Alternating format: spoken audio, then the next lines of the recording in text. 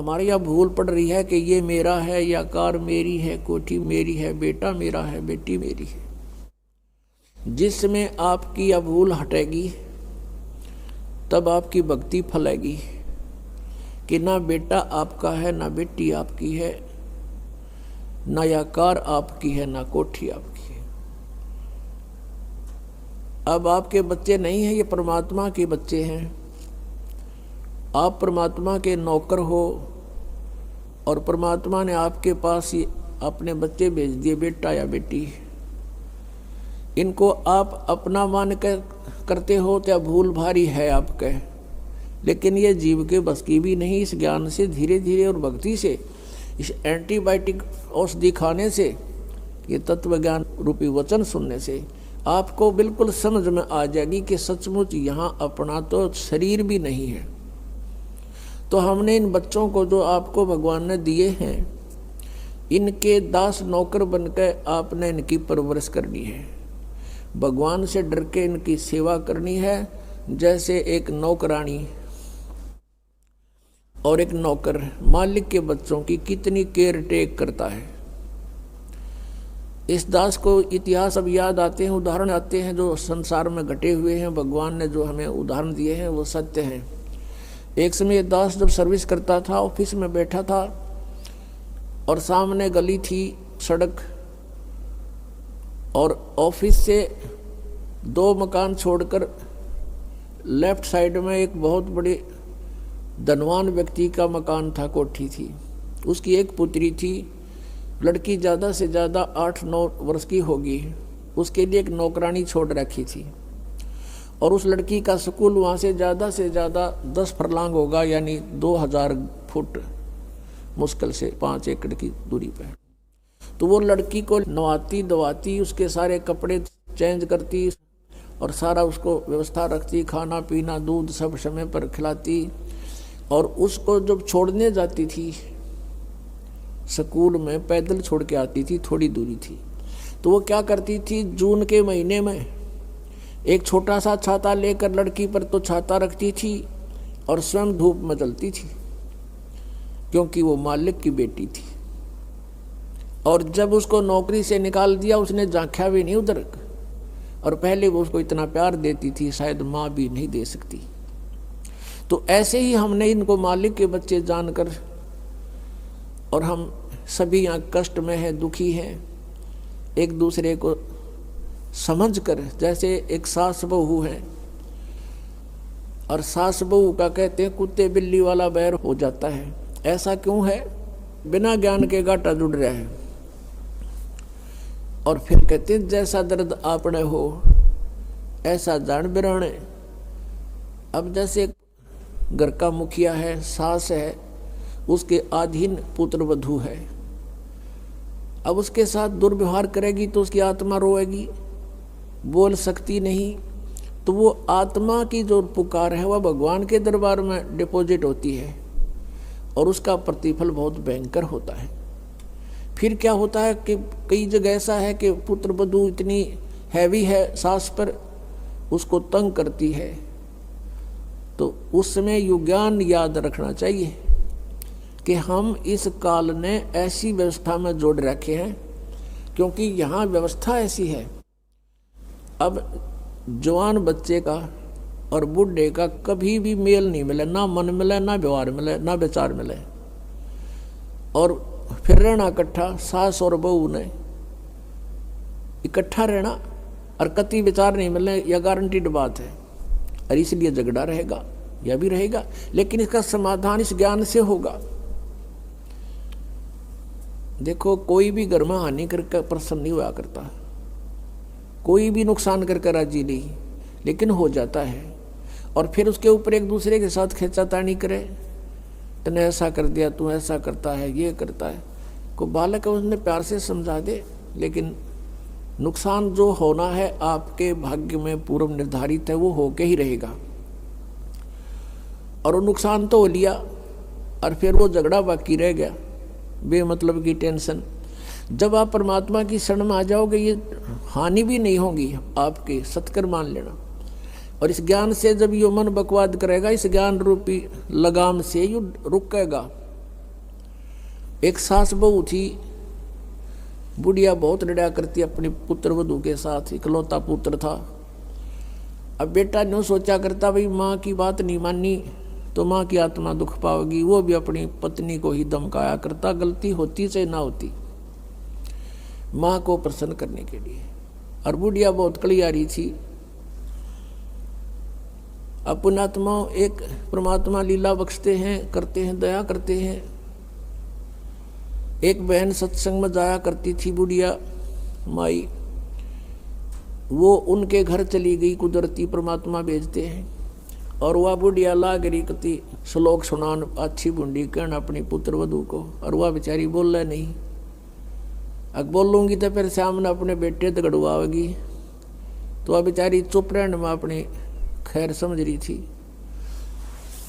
अब उस बहन जो सत्संग में जाती थी, परमात्मा परमेश्वर के विचार सुनती थी, उसने सोचा ये तो नरक हो रहा है इनका घर।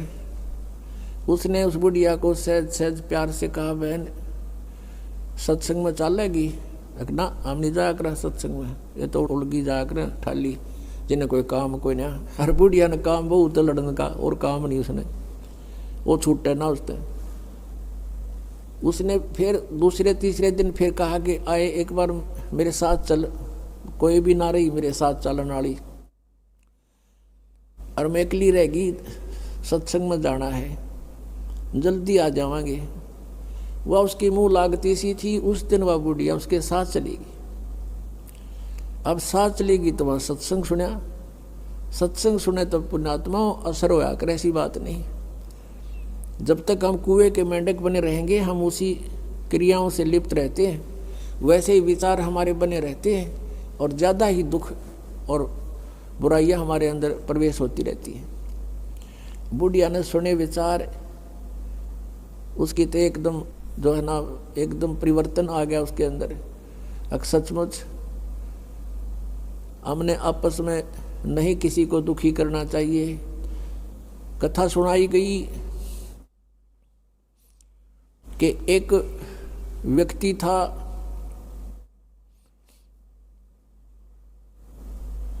वो कहीं पर साधना कर रहा था, बैठा था, साधना कर रहा था, और एक गाय भागी जा रही थी, और वो गर्भवती थी, और उसको ये आभास हो गया था कि कोई कसाई उसके पीछे पड़ा हुआ है। वो आगे वन में ओझल होगी। शिकारी वहाँ आया, उस साधक से उसने पूछा, गाय देखी आपने? कहते मुंह से नहीं बोला, उसने हाथ कर दिया ऐसे, किधर गई? वो कसाई ने वह गाय ढूंढ ली, वो मार दी। उसका भी प्रतिफल उसको भोगना पड़ा। कहते हैं फिर उसकी बाजू कट गई। इतना भी हम सहयोग देते हैं किसी अन्य दुष्कर्म के अंदर, इतना भी हमें हानि होती है। जैसे हमने मना किया है बीड़ी शराब मांस तम्बाकू पीना नहीं है, और किसी को पीने में सहयोग भी नहीं देना, उठा के भी नहीं देना, उसमें भी हानि होगी। आपको मर्यादा सारी पालन करनी होगी। कहने का भाव ये है कि एक व्यक्ति था और उसकी पत्नी बहुत लड़ा करती, बहुत झगड़ा करती थी, बहुत बुरा बोलती थी। तो किसी ने, वो जो व्यक्ति था अगले जन्म में जिसकी बाजू कटी थी, वो साधना कर रहा था, साधना कर रहा था, कहीं पर अगले जन्म में भक्त बन गया। तो उसकी किसी ने आकर के अचानक पहले तो उससे पैसे पूछे, बाबा जी पैसे निकाल सारे। पैसे नहीं है भाई मेरे दो, उसकी बाजू काट दी। अब उसने सोचा भाई मैं भक्ति भी कर रहा हूँ और यह आपत्ति मेरे पे कैसे आ गई। उसने सोचा भी मैं इसका किसी से कारण पूछूं, मेरा कौन से जन्म का पाप था। किसी ने बता दिया भाई इस गाँव के अंदर एक भक्त है और वो पीछे बीती हुई बता देता है, पिछली बता देता है, भविष्य की नहीं जानता। वो उसके घर पर गया तो उसने पता लगा कि वो घर से बाहर गया हुआ है। फिर भी उसने सोचा घर पे पता करता हूँ। जब वो घर पे गया तो उसकी पत्नी से पूछा कि ऐसे ऐसे वो कहाँ है भक्त। हुआ उसकी पत्नी लगी गाली देने कि तेरे जैसा ढेड वो है, अंडा धक्के खांदा जिस तरह तू खावे है, पता नहीं के सुना दी। अब जिसका हाथ कटा हुआ था उसने सोची भाई मैं तो गलत आ गया, मेरे साथ मजाक कर दिया दिखे ना, भगता के घर में कैसी बात होया करे, इसी ने कमी होया करे। वो वापस चल पड़ा। रास्ते में किसी ने बता दिया कि तू जिसका घर पूछा था ये आ रहा वो व्यक्ति। उसने उसको सोचा ले चल आया है बाहर बात कर लेता हूँ। राम रमी हुई, नमस्कार हुआ, कुशल मंगल पूछा। उस जिसका हाथ कटा हुआ था उसने पूछा कि भाई एक बात बता, क्या तू पीछे की जानता सारी? कहाँ जी, दया है भगवान की। भाई पहला मेरी तो पाछा बताइए, पहला तू अपनी बताया, तेरे घर में इसी बूंदी कलियारी क्यों करा रही है? ऐसी बेहुदा बोली वाह न बोला, यह भी बताऊं, पहला यह सुन ले तू। पिछले जन्म में मैं था काग, या थी गधी, और जब कुमारिश ने छोड़ देता इसकी कमर टूटी हुई होती थी, मैं इसकी वो खाता था, टूटी हुई कमर से उन जख्मों से मांस खाता था। तो आज भाई ये अपना बदला ले रही है मेरे से, और ये इतने जख्म करेगी मेरा जितने मन न कर रखे हैं। तब उसने पूछा भी फिर मेरा हाथ क्यों कर कटा? मैं तो भगत आदमी, और यू कैसे जुल्म हुआ मेरे साथ? उसने बताया कि पिछले जन्म में भी तू भगत था और तूने एक गाय के कटने में सहयोग दे दिया, तूने न्यू हाथ कर दिया कि इधर गई, बोला नहीं तू ऐसे गई, इससे तेरा हाथ कटा। अब कहते हैं तुमने दरगाह का मैल नहीं देखा, धर्मराज के तिल तिल का लेखा। अब इस तरह कहते तुम एक दूसरे को सताओगे तो तुम्हें आगे फिर दंड भोगना पड़ेगा। वह बुढ़िया के बात समझ में आएगी, मैंने तो जुल्म कर दिया। उसके बाद अपनी पुत्र वधू को वो बिल्कुल शांत रहे, बोले ही नहीं फालतू। सत्संग में ये भी सुनाया गया कि जो कुछ हानि होनी है वह तो हो चुकी, और पाछा वो खाम खा महाभारत बनाने की कोई आवश्यकता ही नहीं। वो तो दूना दुख पैदा करने वाला वो वस्तु आवे नहीं वापस। एक दिन क्या हुआ, वह पुत्र वधू गाय भैंस का दूध निकाल के और ऊपर कड़ियों में कड़ा डाला कर दे, हुक लंबा सरिये का हुक ला देते, और उसमें बाल्टी टांग देते थे कड़े में, हुक में, कुत्ते बिल्ली से बचाने के लिए। अब उस पुत्रवधू ने वो ऊपर, क्योंकि ऊंचा होता था, गर्दन नीचे रखनी पड़ती थी, यूं कर टांगन लगी, वो कि तो उल्टी साइड में लग गया। उसने सोचा टंग गया, हाथ छोड़ दिए, वो बाल्टी नीचे गिर गई, सारा दूध फर्श पे फैल गया। अब पुत्रवधू ने देखा बुढ़िया की तरफ, अगी वो होगी ओन अनो बिरना कई दिन का सांग हो गया यो। अब उसकी तरफ देख रही है बेचारी भयभीत दृष्टि से। बुढ़िया कहती बेटी कोई बात नहीं, हमारे भाग में नहीं था यो,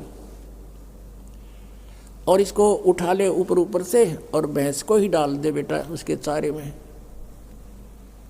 ये अपने भाग में नहीं था इसलिए गिर गया, कोई बात नहीं। अब उस पुत्रवधू ने सोचा आज बुढ़िया कौन सा स्टेशन पकड़ेगी, या तो कदे 16 बात बोलिया नहीं करती। काफी देर उसका जची नहीं, बुढ़िया फिर शुरू हो गया ऊपर ले मन तक कहती हो कदे। वह बुढ़िया खड़ी हुई, साथ ला के बेटा ठा इसने और भैंस के चारे में डाल दे, कोई दिक्कत को नहीं। अब उसने सोची अपने बेटे ने बतावेगी, मेरे तो ना कहती होगी, तो वो भी आ लिया, पुत्र भी उसका कोई जिक्र नहीं करा बुढ़िया ने।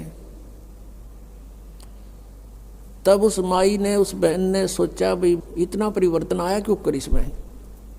उसके चरण दबावे, सेवा करे। फिर पता चला कि बेटी मैं सत्संग सुन के आई हूँ, और बेटा मैंने आज तक जो गलतियाँ की तेरी आत्मा दुखाई, बेटा मैं माफ़ी मांगू तेरे थे। अब पुत्र वधू रोन लाग गई, बोली माँ कोई बात नहीं, अब तो माँ तुल हो और मेरे हित में ही कुछ कहती थी। उस दिन से पुत्र वधू ने भी नाम ले लिया, फिर धीरे धीरे उसके बच्चे ने भी नाम ले लिया, और घर में नरक के स्थान पर स्वर्ग हो गया। अब इस परमात्मा की वाणी से, ज्ञान से स्वर्ग तो यही हो जाएगा, और सतलोक हमने जाना है, फिर भक्ति करके वहाँ सतलोक चले जाएंगे, महासुख वहाँ हो जाएगा। तो इस प्रकार वो परमात्मा आकर हमें ज्ञान देता है, उसके ज्ञान से हमें पता चलता है। इसलिए कहा कि सत्संग की आधी घड़ी और तप के वर्ष 1000, तो भी बराबर है नहीं, कहे कबीर विचार। अब यहाँ बताते हैं परमात्मा कि ये स्थान तुम्हारा नहीं है और तुम यहाँ ठेकेदार बन गए, मालिक बन गए। मालिक तो एक ही है, हम सब उसके बच्चे हैं और उसने आपको जो संतान दी है वो उसके बच्चे हैं, आप मानो चाहे ना मानो। और आपने ये नहीं कि अपना कर्तव्य से दूर होना है, परमात्मा के बच्चे जान के उसके डर से उनकी सेवा करनी है। जिसका जितना भी जो आपका कर्तव्य कर्म है वो करना है, उनको पढ़ाना है तो पढ़ाना है, कपड़े वस्त्र की आवश्यकता वो भी व्यवस्था करनी है, विवाह शादी भी करनी है, तो परमात्मा के बच्चे जान के करनी है। और जब यहाँ से चलोगे, जैसे वो नौकरानी निकाल दी गई थी, उसके सपने में भी ना आया, वह मेरी बेटी थी। तो पुण्यात्माओं, ये स्थिति आपकी जब आवेगी ऐसी बात नहीं, क्योंकि ज्ञान से ही अज्ञान हटता है। हम अज्ञानवश आप एक कुर्ता पर आकर मन अपना मान लिया, किसी का बच्चा जा रहा हो है कहीं पर और उसको तुम अपनी तरफ से कुर्ता पजामा पर आकर अपने घर बैठा लो, मेरा है ना जो मेरा है, या कोई बात हुई? तो हमने इस जीव को एक कुर्ता परा दिया, बेटा और बेटी का, और अपना मान लिया अपना मेरे हैं, या कोई समझदारी की हमने। तो इस प्रकार हमारा इस ज्ञान से मन हटेगा, सच्चाई की तरफ पहुंचेगा। अभी तक तो हम देखा ज्ञानवश ही अपना मान लेते थे, शरीर अपनाए नहीं है तो हम दूसरे को अपना कैसे मान बैठे। तो क्या बताते हैं परमात्मा, आगे गए ना बावड़े ये रहते भी सब जान, बिन साहेब की बंदगी कहीं ठोड़े ठिकाना ना। जो यहाँ से मृत्यु को प्राप्त होकर चले गए उन्हें ताक बताया नहीं, हम कहाँ गए, के बनी हमारे साथ। और जो शेष बचे हैं वो भी जाएंगे, बिन साहेब की बंदगी की तरह ठोर ठिकाना ना। आज तुमने अपनी आकार कोठी मान रखी है मेरी है, कल मृत्यु होगी, पुण्य कर रखे आप जाओगे स्वर्ग में, स्वर्ग का समय आपका निर्धारित होगा, वो पूरा होते ही वहाँ से कहेंगे चलो चलो नरक में, नरक का समय पूरा होता कहेंगे चलो चलो गधे की योनि में, गधे का समय पूरा होता मृत्यु होगी, मृत्यु होती चलो फिर कुत्ते की योनि में, कुत्ते की योनि भोगी फिर चलो मनुष्य की योनि में, मनुष्य की योनि में ये आप देख रहे हो क्या करते हो, ये करते खत्म होते फिर चलो नरक में। तो ये चलो चलो सतलोक में मिटेगी। और उसके मिटाने का प्रोसीजर अब हमें पता लग गया, अब इस चलो चलो के नाश करने का, समाप्त करने का हमें पता लग गया, वह विधि का पता लग गया। परमात्मा ने क्या बताया है, जग सारा रोगिया रे जिन सतगुरु वैद न जाण्या, जग सारा रोगिया रे, जग सारा रोगिया रे जिन सतगुरु वैद न जाण्या, जग